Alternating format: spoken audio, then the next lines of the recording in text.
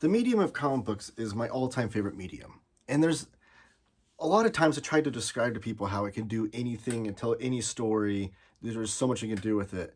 But every once in a while there comes along a release, a comic book, a graphic novel, whatever, that perfectly describes exactly what I'm trying to say to those people when I say that comics can do anything.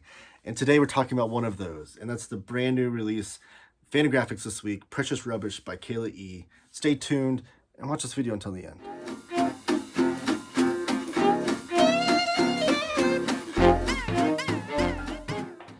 And we're back. I am Taylor, this is Taylor Talks Comics, and today we're talking about Kayla E's Precious Rubbish.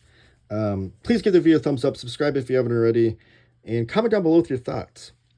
So like I said in the preamble, before the video, I always try to describe why comics are so great and why you can do everything with them.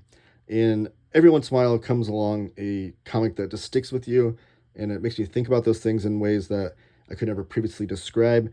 And this is perfect an example of that. This is not for the faint of heart, this story. It's done in this mid-century style, mid-century comics cartoon style. You think of like John Stanley, Nancy comics, or even Ernie Bushmiller's Nancy comics, or like even the Harvey comics of that era. It's done in that style, but the story itself is very heavy and deep. But before I get to that, I want to show off the great book design here. So Kayla E., while I get to the book design, I know her as a book designer. I always go on, whenever Fantagraphics is my favorite publisher, I talk about them all the time. And whenever I go over to show off one of the books, I kind of focus in on the book design a lot, because I think they have some of the best well-designed books out there. And Kayla E., I recognize her name in a lot of those books. She's done a lot of like Noah Van Sciver's books. Speaking of Nancy, the Nancy Wears Hat, Ernie Bushmiller collection later this year that we're getting, she designed that. She designed Tinder. I read that recently. That she designed. She's the main creative art director of Fantagraphics as well. So that's what I know her as. This is her debut full-length graphic novel, something that she's been working on for a number of years through mini comics and those kinds of things. But now we're finally getting it put together. And I have to say, I hope this is not Kayla E's last comic. I hope she comes out with more comics, and very, very soon, because I absolutely loved this book. This is so it starts off with a composition notebook, The Three Little Pigs, and it says down here, adapted from the author's third grade notebook. So I'm assuming this was an old notebook she found, and she's adapted it now with probably some modern art, but still trying to hit that note of juvenilia in the art style. And that's how it kind of kicks off. That's kind of your introduction, your prologue, and we get to Precious Rubbish. So this whole thing is like a masterclass in book design and putting together an overall package of comics. It's done in the style of like a classic kids. I'm trying to improve my lighting. The pages are like super thick glossy, but it does create a kind of a shine on the light. I think that's good. Those classic kids activity books, like Highlights would be one of them. I know I got a bunch of them like from Europe that I really enjoyed, like the annuals, summer annuals from like had Dennis the Menace in them. I forget what those are called now. I'm drawing a blank. But that's kind of like, so you get like these word searches throughout here. You'll get these illustrated pages where you have like the caption of the story down here with just one image. And then you'll get full-on comics pages throughout here too. So it's like overall package. It's not just one linear way of telling a story. But it's all done in the same art style. So as far as like overall book design or page layout design, total masterclass. I absolutely love this. Now, you have these images too where like the word balloons are covering up people's faces. That's reminiscent of like something like I feel like Chris Ware would do. I think there's a lot of Chris Ware influence throughout here as well. And these are just kind of read as one-page strips, like your classic one-page comic book strips, but telling an overall story of the character of Kayla and her life growing up. And like I said, this is totally rough. There are some triggers that might trigger you if you've had to deal with these things. Are like child abuse, sexual abuse. There's kids partaking in alcohol. There's just overall neglect from parents. all those things throughout here, told so honestly, so gut-wrenchingly. Like, Kayla like really poured her heart and soul into this and just let it all out there in this very transparent way, and it makes you obviously feel for her as a person, but also just like it sticks with you as a human being, trying to understand people and what they go through and what they suffer from and those kinds of things and how they come out on top of it. So I will say that all those things are included. You even got the paper dolls. That's also another reminiscent of that kind of era.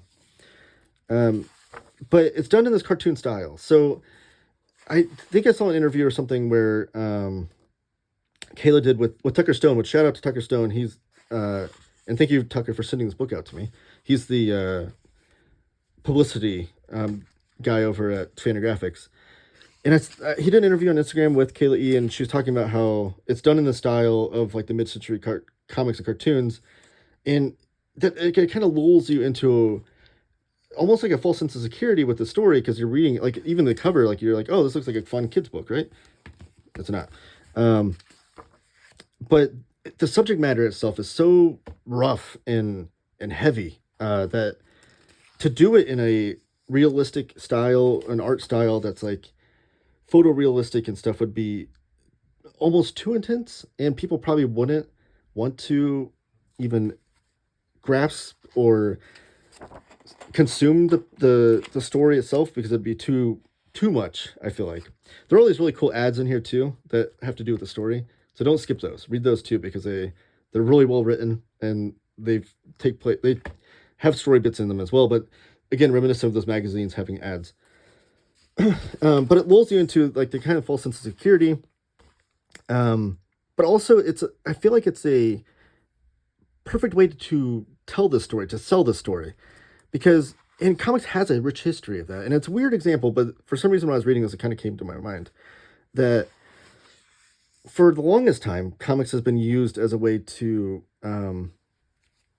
tell certain things or get people to consume important information in ways all the way dating back to like even in World War II, we had cartoonists like Will Eisner drawing manuals on how to use certain weapons and instructions and things, or just like boot camp instructions for military people, because the comics were an easier way for them to consume it in a fast way, and using the storytelling of the page and the comic medium made it faster information, easier for people to understand, and easily just like totally more receptive to the content. And for some reason I've compared that to this because this is like, again, a heavy story dealing with child abuse, dealing with eating disorders, dealing with neglect of parents, dealing with manipulation by parents, and just a story that I don't think you could do with this photorealistic style, but to do it with this mid-century comic style, with these magazine pieces and things that have bits of nostalgia that can bleed into your synapses of your brain and remind you of these things, makes it easier to consume. Because throughout this, like, Kayla went through a rough childhood, and I was just constantly thinking, like, I was like almost wanting to scream at the pages, like, stop. Like, at least adults and people that were abusing her and manipulating her, it's like wanting it to stop as the pages were on. But I was like, I've got more story here. How is this going to keep going? And but I couldn't stop turning the pages and finding out what happened next. And I think it was the different page layouts, the different ways of telling the story, whether it be from a board game or the ads or whatever, were able to keep me invested in the story and not want to just like shut down. And I don't know, like, I'm at a loss of words. Like, the story it stuck with me. I'm going to read it again and again, and I think I'm going to pull things from it every time I read it.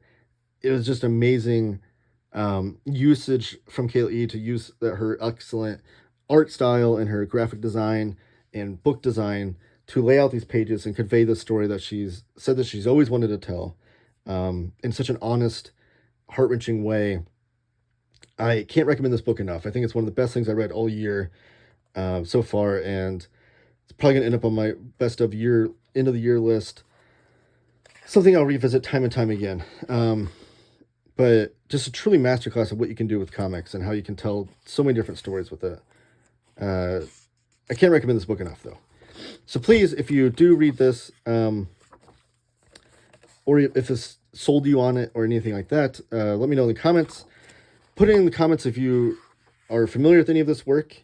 They do have some back matter here where she released all of this in like mini comics of different formats and things, which I wish I had my hands on some of those. It'd be really cool to own some of these mini comics to kind of see how they were transferred. Here's the actual board game and game itself that she packaged together and sold. Here's some Popeye. She designed the Popeye collections as well. Kayla E did. And then here's some more pages. Now 13. She did the cover for that one. And then here's the back with a thank you. And the in papers are great too. Did I say that? But totally heart-wrenching. It's going to stick with you forever. And just an amazing graphic novel debut. I know Kayla E has been drawing and doing comics for a long time, as far as like mini comics and things. But, you know, publicly in the main front, we know her as a book designer. Now she can add very successful cartoonist to it because this is an amazing output. I can't express that enough. Thank you guys for watching. I'm running out of words to say.